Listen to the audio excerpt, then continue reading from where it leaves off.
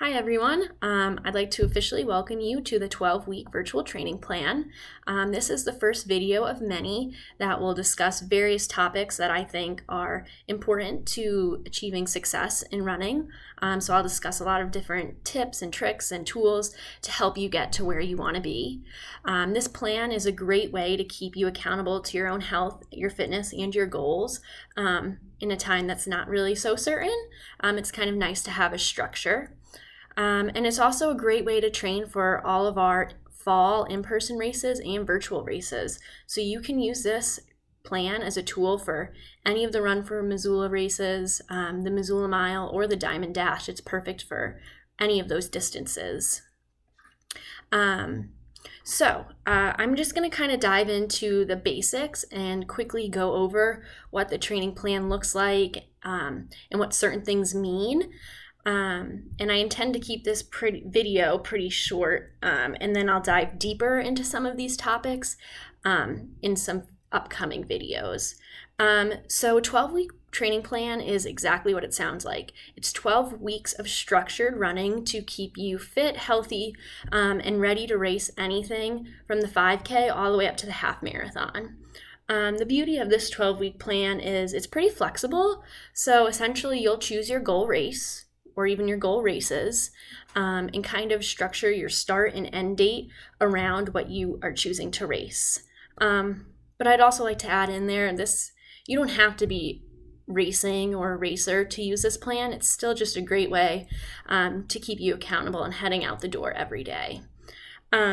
So each of you guys should have a schedule by now, a PDF version of it.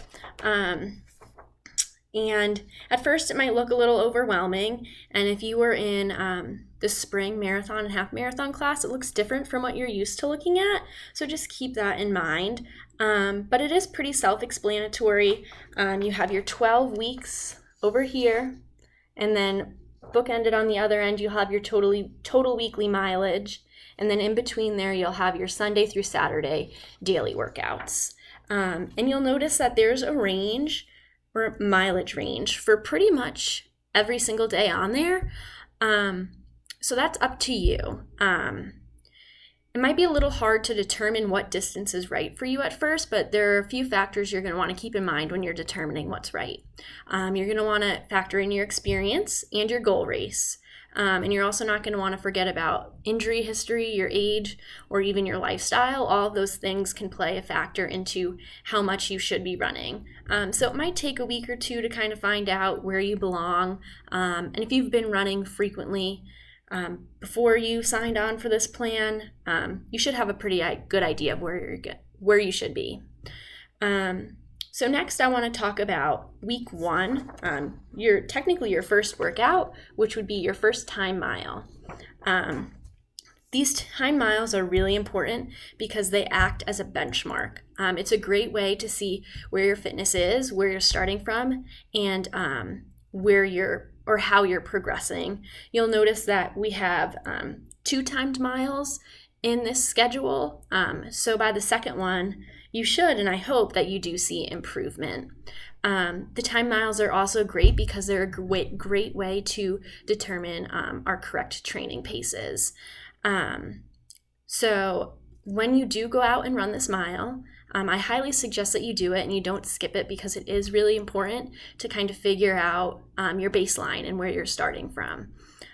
So when you go out and run it, just remember it's not a sprint, but it's like a consistent hard effort. On a scale of 1 to 10 for perceived effort, it's probably going to be around a 7 to an 8. So that's some huffing and puffing, but it shouldn't feel impossible. And I suggest that you do this either on a track, which is 4 laps to a mile, or some sort of straight path with not so many hills. So for instance, the Bitterroot Trail is a great place to do it, or the Milwaukee Pass, also another great place to do it. So once you do run your time mile, you'll be able to look at the pace chart that is in the back of your plan. And if you were in the Missoula Marathon and half marathon training class, this should look very familiar to you. It has been adjusted slightly to reflect a 5K race pace and 10K race pace, just so you know what to expect for this training plan, because it is a little different. So for instance, I'm just going to do one example. If you ran your mile time trial at 7 minutes, that means the first section will be your predicted race times, and those are predicted. You know, it's not set in stone. That's what you would expect to run on a good day for you. And then if you bump down to that next section, it shows all of your training and race paces. So your recovery runs are your easiest runs of the week, and then so on and so on. It has long run, tempo run, 5K race pace, etc. Everything you'll need to know is on this pace chart. So before you head out for any of your runs, make sure you look at your training schedule and then look at your pace chart to see how fast you should be running on that particular day. So I think that's about it. I discussed week 1 and just some of the basics. But if you do have questions and I missed something, please feel free to reach out to me. I'd be more than happy to help you. And I'd just like to thank you guys for registering for this program and just continuing to work on your fitness.